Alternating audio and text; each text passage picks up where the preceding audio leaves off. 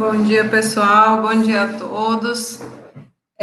Continuando aí o nosso processo, né, de fazer os exercícios de forma remota e disponibilizar para vocês, né? Eu venho aqui com mais algumas questões, né, referente ao escoamento interno viscoso, laminar e turbulento, né, se relacionando aí com o fator de atrito e outras características que vocês entraram em contato, né, nesses últimos dias, né, tiveram contato nesses últimos dias. Então, nessa questão aí que está apresentada para vocês, né, a gente tem a situação de um óleo com massa específica 940 quilos por metro cúbico e viscosidade de 0,08 pascal vezes segundo, né, escoa num tubo mostrado, conforme aqui a figura, né. O diâmetro interno desse tubo é de 16 milímetros e um manômetro diferencial em U é utilizado para medir a queda de pressão nesse escoamento, né. Qual que seria o valor máximo aqui de H para que esse escoamento ainda fosse laminar, né? Então, veja só, ele pede que esse escoamento, essa condição de escoamento, esteja, né, num regime laminar. Então, a gente sabe que o número de Reynolds é quem vai dar essa relação, se o escoamento é laminar ou turbulento, né? E ele é representado aí por esse conjunto, né? Rho VD sobre Mi. No caso desse escoamento ser laminar, então esse valor aqui tem que ser menor que 2.300, ok? Então, veja só, desse conjunto de informações aqui, a gente já sabe qual que seria a massa específica do fluido, qual o diâmetro da tubulação, qual que seria essa velocidade, quer dizer, a viscosidade, né? Nos restaria determinar qual que seria a velocidade desse escoamento, né?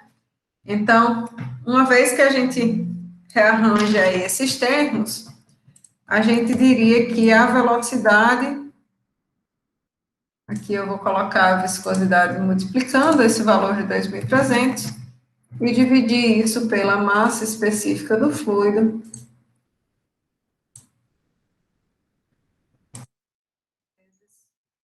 diâmetro dessa tubulação.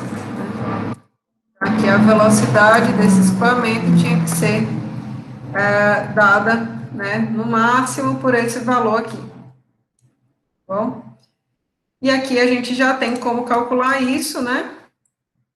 Então, a viscosidade tinha que ser 2.300 menos 0,08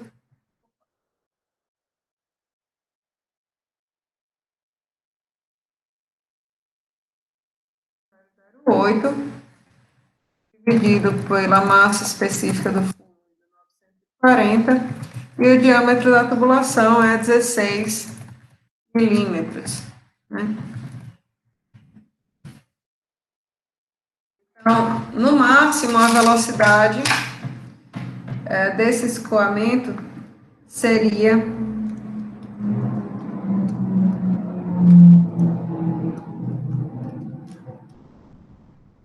de 12,23 metros por segundo, certo? Bom, por que eu estou fazendo isso, né? Porque, veja só, se o escoamento é laminar, a gente sabe que a equação do Hagen-Poiseuille, né, ela faz justamente a relação entre a vazão e a queda de pressão no escoamento, certo? Então, a gente tem, né, essa relação aqui, segundo, né, para o escoamento laminar.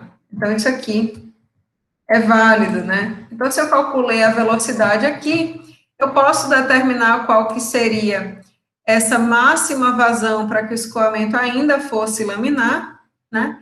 E com isso eu determinaria essa queda de pressão entre os pontos 1 e 2, né? Que estão referentes a essa distância de 0,4 metros.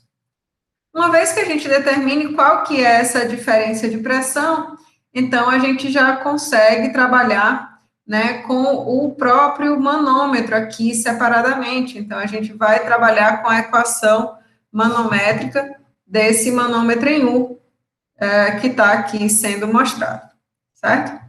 Então, a gente sabe que vazão é o produto da velocidade vezes a área, né? Velocidade vezes a área, referente ao escoamento do fluido. Então, eu vou logo substituir essa área aqui por π vezes o diâmetro ao quadrado dividido por 4, tá? E aí, a gente vai calcular qual que seria esse valor de ΔP, certo?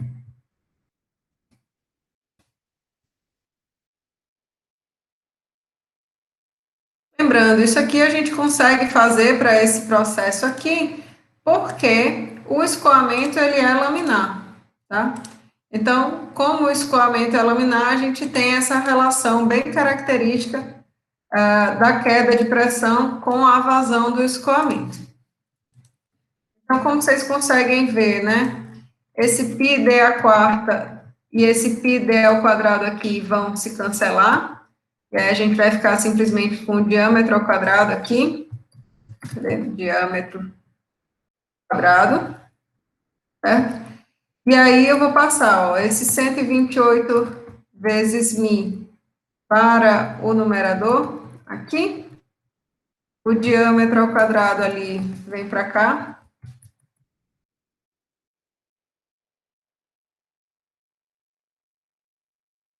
E aí a gente vai conseguir calcular ΔP sobre L, né? Como a gente sabe que esse tubo tem um comprimento aí de 40 centímetros, né? A gente pode isolar simplesmente o valor da queda de pressão, tá?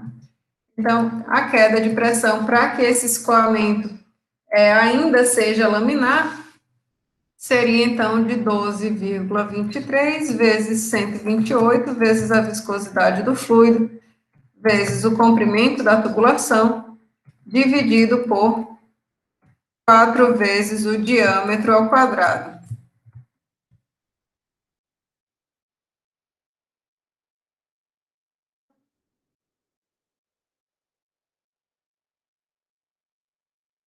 Vocês podem fazer aí para verificarem se eu estou calculando tudo ok, tá?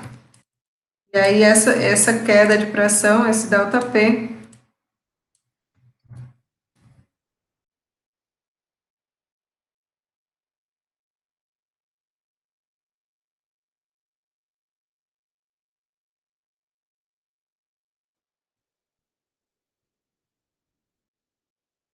é justamente 128 vezes 0,08 vezes 0,4 dividido por 4, dividido por 16 vezes 10 a menos 3 ao quadrado.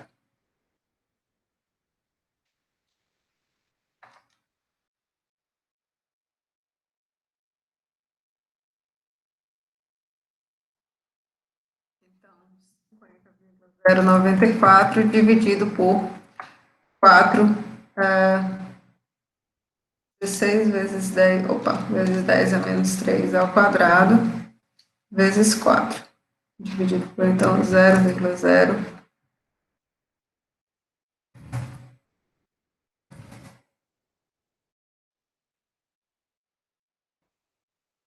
Essa queda de pressão seria de 48,92 kPa, quilopascais.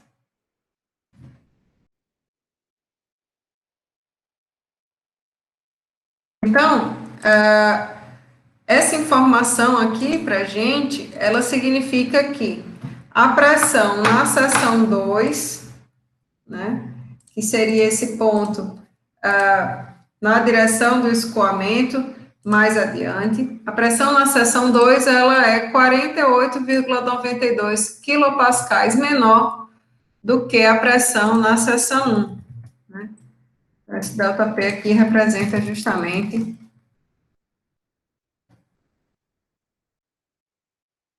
P2, opa,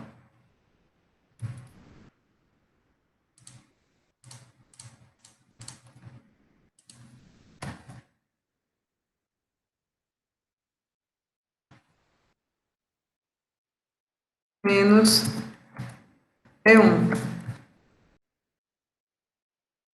Então, a gente consegue notar, né, que a pressão no ponto 2, ela é, né, o valor da pressão no ponto 1, mais 48,92 kPa, certo? Então, veja só, se a gente observar aqui a figura, né, a gente tem aqui a seção 2, em que a gente tem uma tomada de pressão na parede da tubulação, né? Vai existir uma altura aqui da coluna do fluido que está escoando, né? Eu vou chamar essa alturinha aqui de A.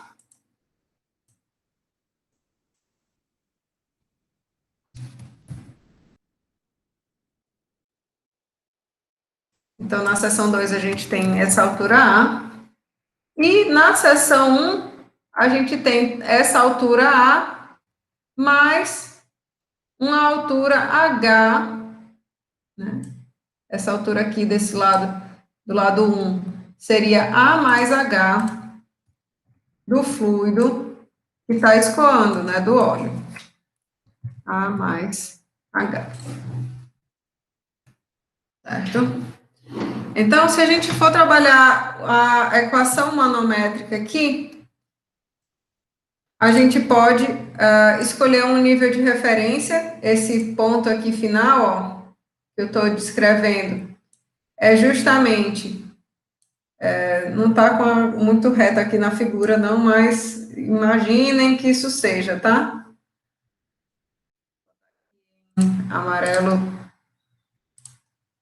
mais chamativo para todo mundo ver. Então, a gente sabe que pelas equações lá da hidrostática, né, dois fluidos, quer dizer, um fluido, né, que dois pontos de um mesmo fluido que estejam ao mesmo nível de profundidade, ele vai ter a mesma pressão hidrostática. Então, a pressão que está atuando do lado esquerdo e a pressão que atua do lado direito desse fluido manométrico, que é o mercúrio, né, nesse ponto aí que eu estou destacando, ela é a mesma, certo? Então, a gente pode escrever que, vou colocar dessa maneira para ficar bem claro para todo mundo, né? No lado esquerdo, essa pressão aqui seria a pressão 1, porque é a pressão justamente termodinâmica aí desse escoamento, mais essa coluna do fluido que está escoando, que é óleo, até chegar nessa profundidade do nível que está destacado em amarelo, né? Então, a gente teria massa específica do óleo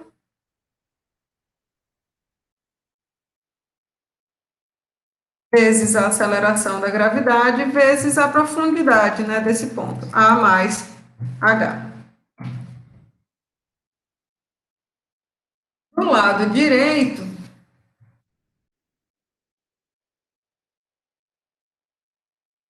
do lado direito desse manômetro, então a gente sabe que atua a pressão 2, né, no segundo lado ali, e a gente tem uma altura da coluna do fluido que está escoando, né, de altura H, mais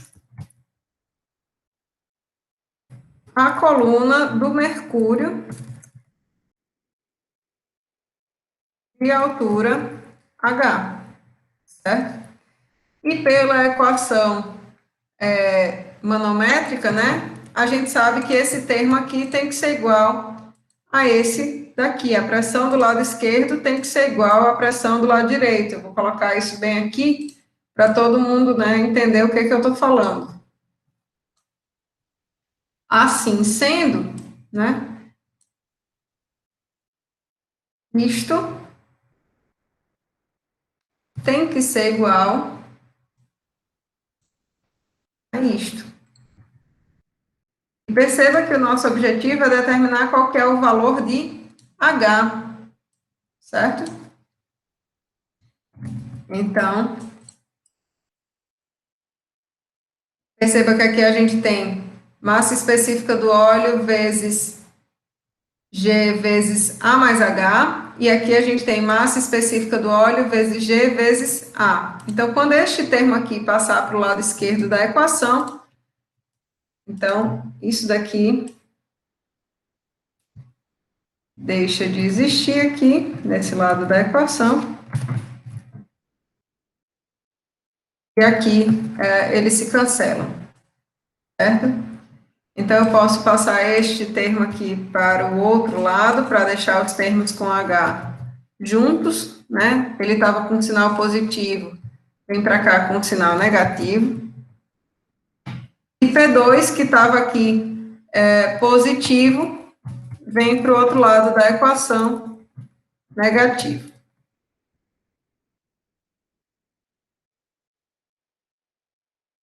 Então, perceba, aqui a gente tem P1 menos P2,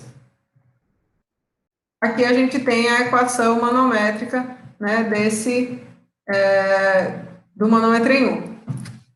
Então, P1 menos P2, ó, é justamente o inverso aqui, né, desse valor. Então, P2 menos P1 é 48,92, P1 menos P2 é o negativo disso, né, menos 48,92. E aí a gente pode simplesmente, né, substituir os valores. Massa específica do mercúrio, a gente sabe que é 13,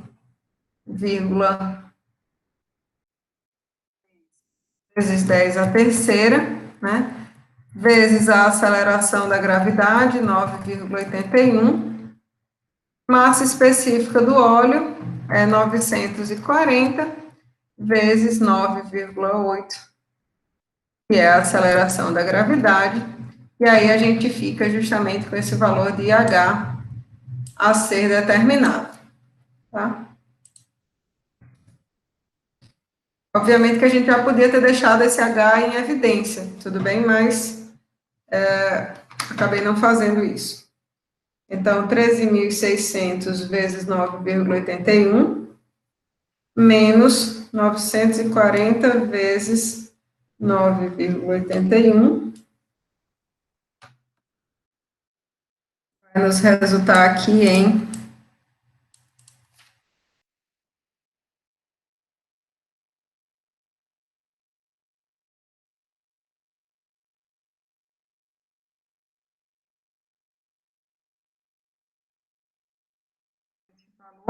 'Ah, detalhe, né? Deu 48,92 quilopascais, né? Então, esse valor aqui é vezes 10 a terceira pascais, tá bom? Vezes 10 a terceira aqui também. Então, 48,92 vezes 10 a terceira, dividido por 124.196.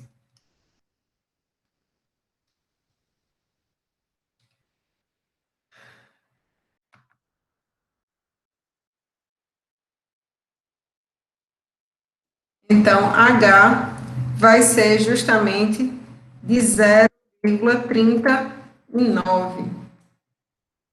O valor que eu encontrei aqui foi H igual a 0,39,4 metros.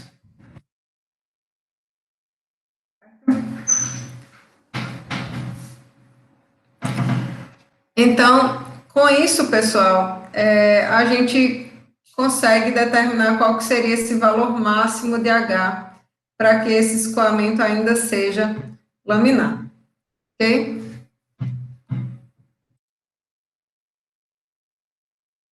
Bom, a questão seguinte, ela diz respeito àquele conteúdo de escoamento viscoso, né, turbulento. Então, agora, a gente trabalha com escoamento de petróleo. Ele diz que esse petróleo, ou óleo cru, escoa a uma temperatura de 60 graus Celsius, né? Ele fornece o peso específico do fluido e a viscosidade do fluido.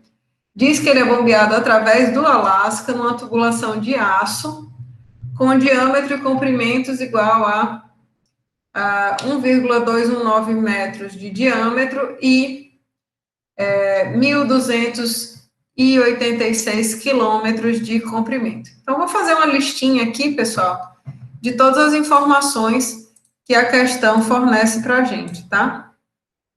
Então, primeiro, ele fornece peso específico e massa específica desse fluido, as propriedades aí do fluido, fornece o diâmetro da tubulação,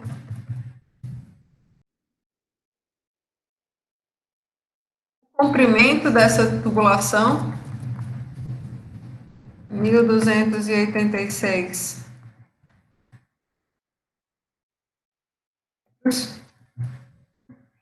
Ele também diz a vazão do escoamento de óleo, 3,31 metros cúbicos por segundo. E, né, como ele deu o diâmetro, a gente poderia fazer esse cálculo, né, mas ele já dá que a velocidade média do escoamento é de 2,84 metros por segundo, né.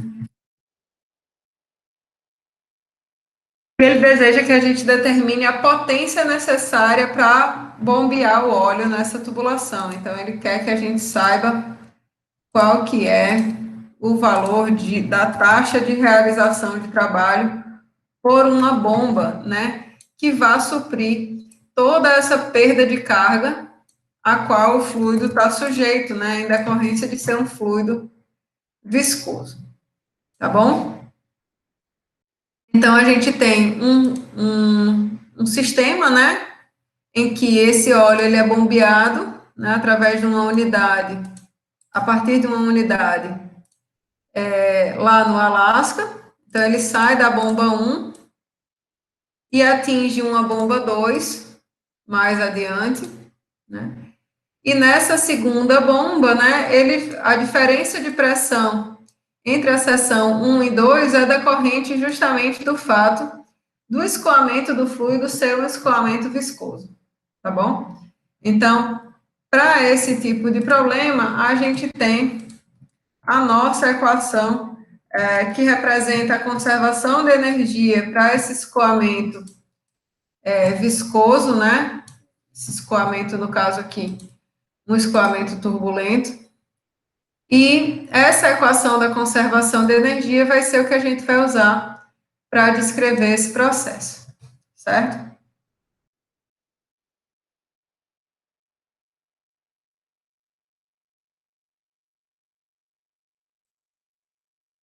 Vou apagar aqui para a gente poder trabalhar com a questão exclusivamente.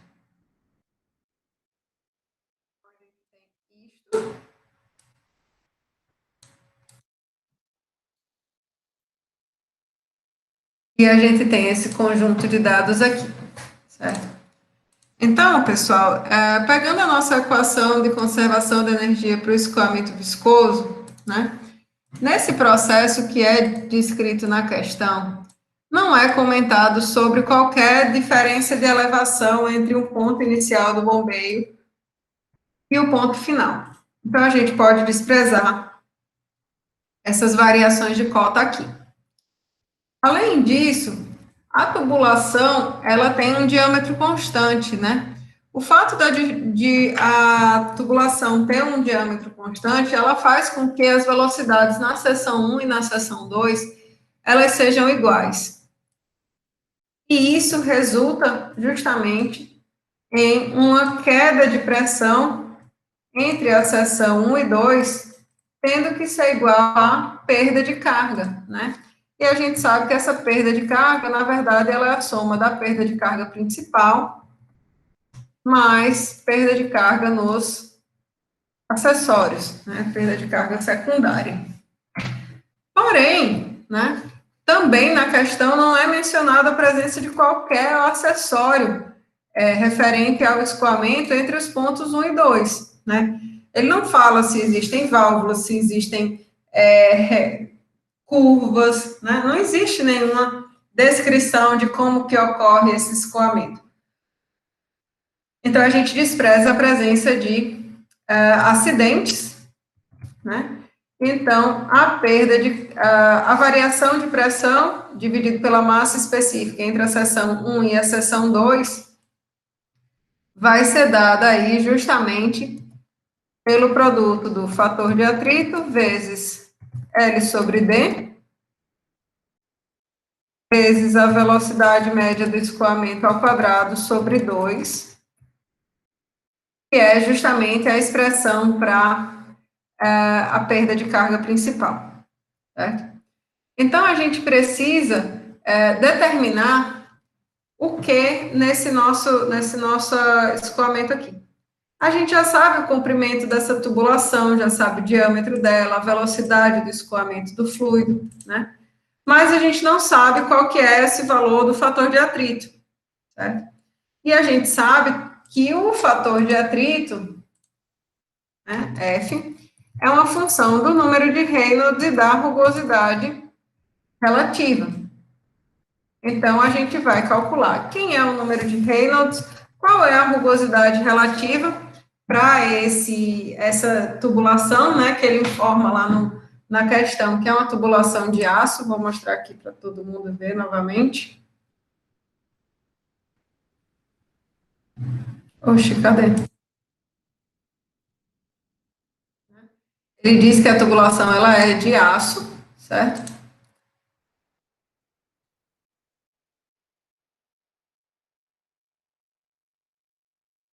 E aí a gente vai determinar esse fator de atrito. Uma vez que a gente determine o fator de atrito, a gente vem de volta para essa equação aqui. Um detalhe, pessoal. P1 menos P2, que é a variação de pressão ao longo do escoamento, percebam que esse valor de perda de pressão, né, ao longo do escoamento, ele vai ter que ser reposto pela bomba, né, pelo equipamento que está fazendo o bombeio do fluido. Então, a gente pode dizer que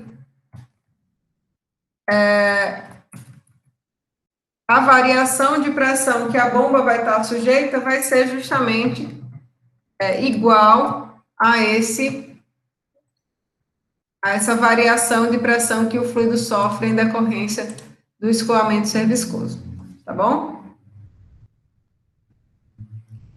Bom, então vamos lá, né? Determinar qual que é o número de Reynolds, quem que é rugosidade relativa. O número de Reynolds a gente sabe que é massa específica, velocidade, diâmetro sobre μ. Então, a gente já tem, né, massa específica do fluido. Bom, ele não deu a massa específica, né, mas ele deu qual que era o peso específico desse fluido. A gente sabe que massa específica é peso específico dividido pela aceleração da gravidade. Então, peso específico, 8.036 newtons por metro cúbico, dividido por 9,81, vai dar o valor aí da nossa massa específica do fluido que está escoando. Velocidade de escoamento, 2,84. E o diâmetro da tubulação, 1,219 metros, certo? Tudo isso daqui a gente vai dividir pela viscosidade desse fluido, 3,83 vezes 10 a menos 3, né, Pascal, vezes metro.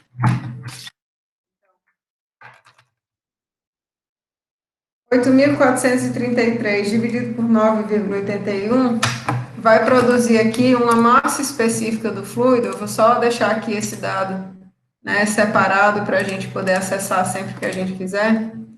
Vai dar uma massa específica de fluido de 8,59,94 kg por metro. Okay?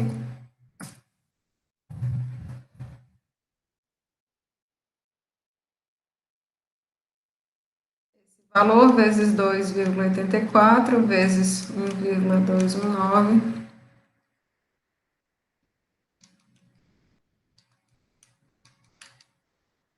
dividido por 3,83 vezes 10.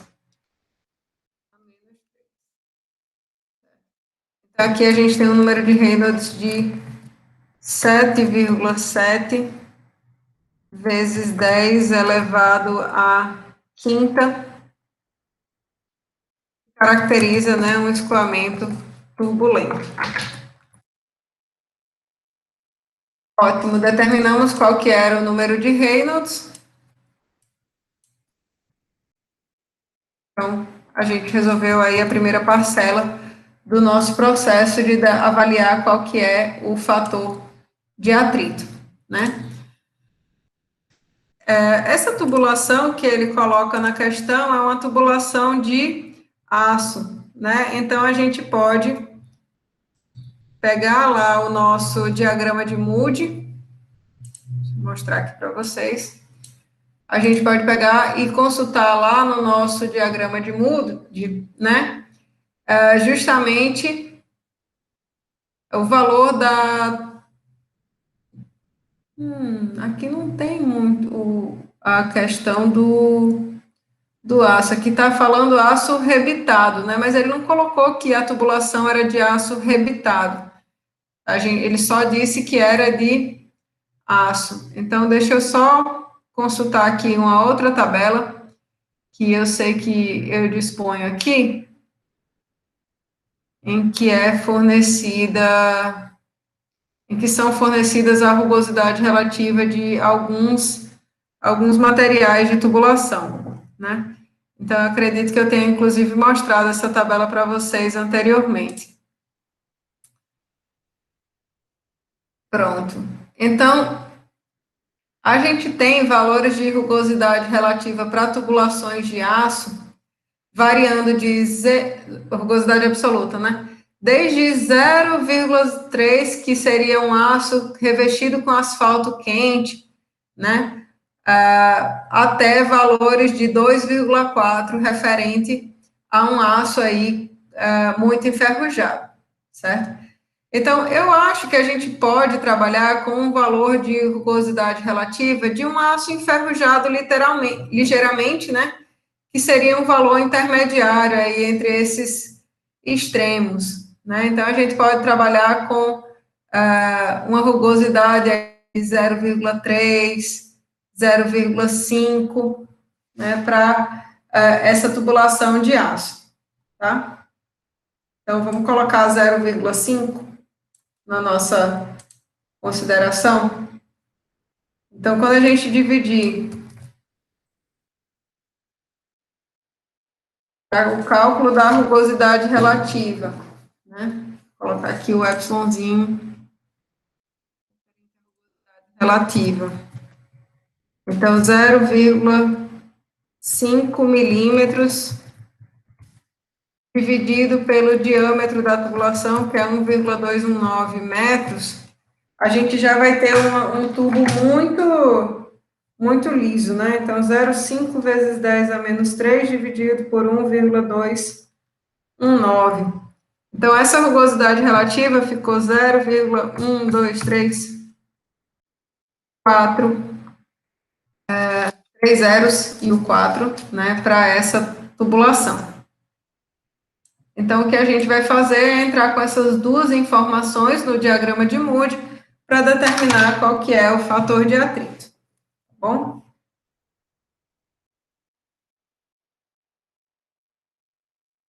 E o nosso diagrama de Moody, certo?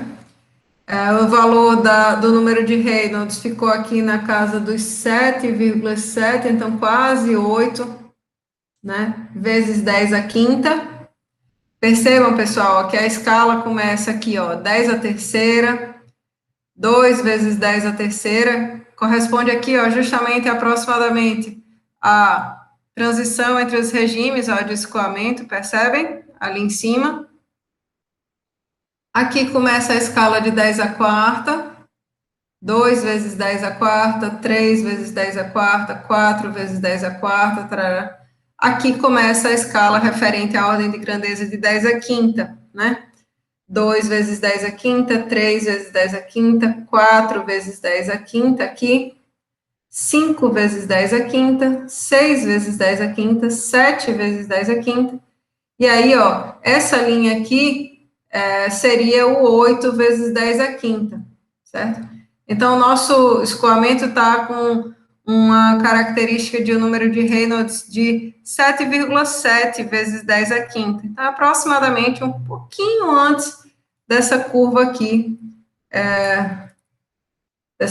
cinza, tá? A rugosidade, né, a gente verificou que ela era de 0,0004. Então, deixa eu mudar a cor aqui dessa linha para destacar um pouco mais. Então, 0,004 seria essa curva aqui em preto, tá?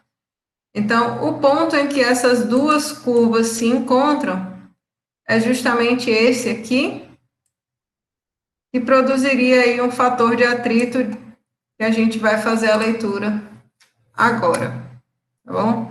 Então, aqui é a linha de 0,015, 0016, 0017, 0018, 19 e aqui 20, né?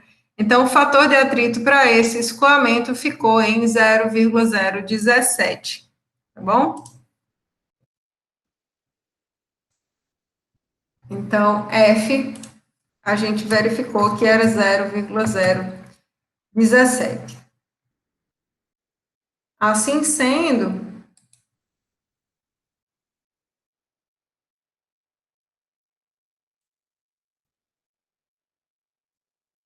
a gente vai substituir esses valores, né? Comprimento da tubulação, 1.286 mil metros.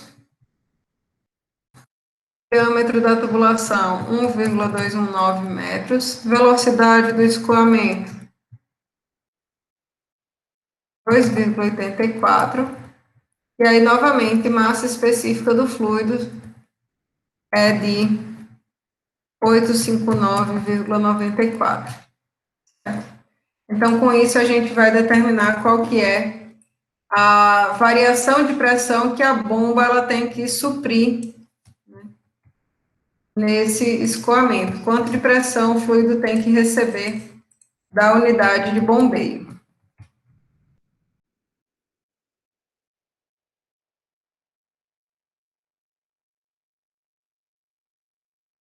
E a gente espera que isso seja um valor realmente bem grande, né, pessoal? Porque, veja só, a gente está bombeando petróleo, que é um fluido bem viscoso, no Alasca. Né? Esse exemplo é dessa condição. Então, 859,94 vezes 0017 vezes 1.286 mil,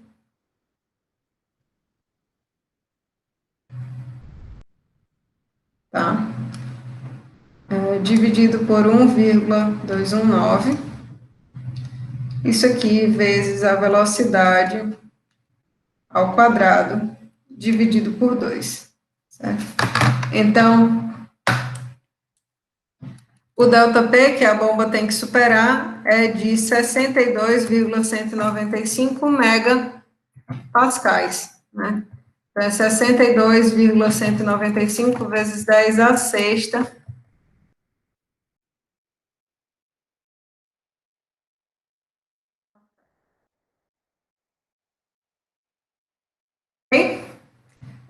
Mas na questão ele pede a potência, né?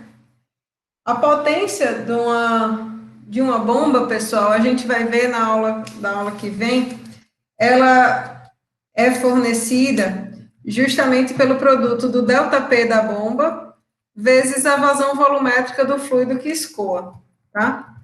Então, eu vou só agora utilizar essa informação e na aula que vem eu descrevo para vocês como que a gente chega, né, nessa equação. Então, é o ΔP da bomba vezes a vazão volumétrica.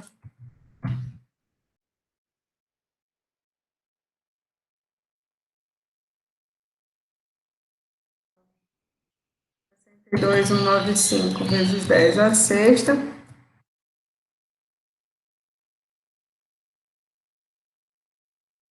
Vezes a vazão volumétrica, 3,31 metros cúbicos por segundo. Então, 205,87 megawatts. Certo? E aí, obviamente, isso aqui é uma potência realmente bastante elevada, né? Então, na verdade, se faz um esquema de bombeio, né? Se tem uma estação de bombeamento, né? Para superar essa perda de carga e fazer com que esse fluido retome, né? A sua pressão inicial. Ok, pessoal? Nós ficamos por aqui hoje. Eu gravo mais exercícios ainda esses próximos dias para vocês e disponibilizo novamente lá no YouTube, tá bom? Obrigada, tenham um bom dia.